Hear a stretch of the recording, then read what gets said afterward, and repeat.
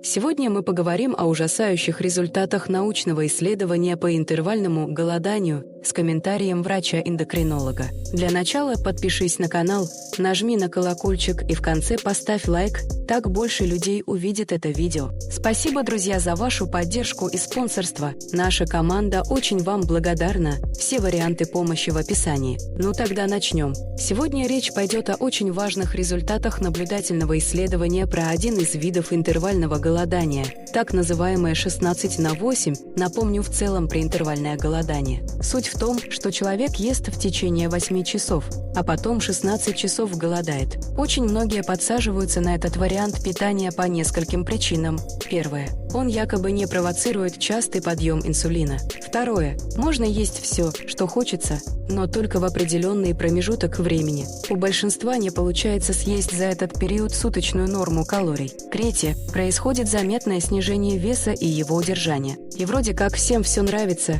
кроме меня и многих моих коллег. Потому что обмануть физиологию никак нельзя. Но вернемся к результатам нового исследования. У людей на интервальном голодании риск смерти от сердечно-сосудистых проблем выше на 91%. Вы только вдумайтесь в эту цифру. Более того, у людей с уже имеющимися сердечно-сосудистыми заболеваниями вероятность неблагоприятного исхода больше на 66%. Интересно, что сами адепты интервального голодания очень часто ссылаются на японского автора Исинори Асуми, который получил Нобелевскую премию за разъяснение процесса аутофагии у дрожжей и неожиданно стал иконой худеющих экстремалов. Дело в том, что все ее эффекты почему-то приписывают этому экстремальному типу питания. Мол, за счет нехватки калорий в организме уничтожается все самое вредное, включая онкологию и стареющие клетки. Но не тут-то было. Потому что у приверженцев интервального голодания риск умереть от онкологических заболеваний значительно выше.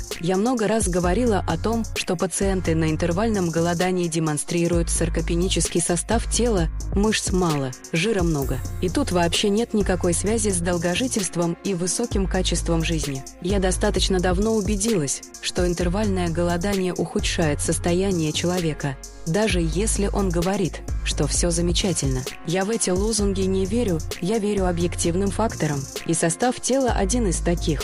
Внешне бодрое состояние голодающих может объясняться выделением кетонов при распаде жировой ткани. Они активно используются организмом в качестве энергии, улучшая самочувствие человека. И я очень рада, что подоспели научные обоснования. Теперь можно будет убеждать людей не только за счет физиологических аспектов, но и с помощью доказательной части. Берегите свое здоровье, питайтесь, пожалуйста, физиологично, сбалансированно, регулярно и умеренно. И, естественно, необходимо срочно отказаться от диет с интервальным голоданием. Ссылку на исследование я закреплю в описании. Отправляйте пост друзьям, родным и близким. Эта информация будет всегда актуальна. Будьте внимательны к своему здоровью и не забывайте вовремя проходить контрольные исследования, если это требуется. Обращайтесь за помощью к грамотному специалисту и никакого самолечения. На этом все. Здоровья и удачи вам, друзья!